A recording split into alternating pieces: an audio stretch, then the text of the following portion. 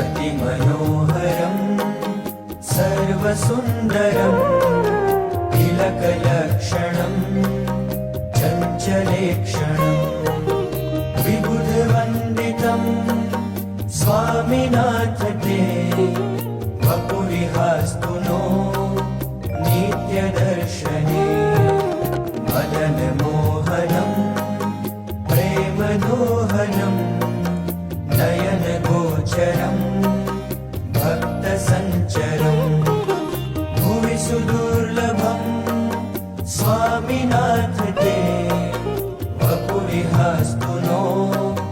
नित्यदर्शने निजजनैः सदा वाञ्छितं हृदा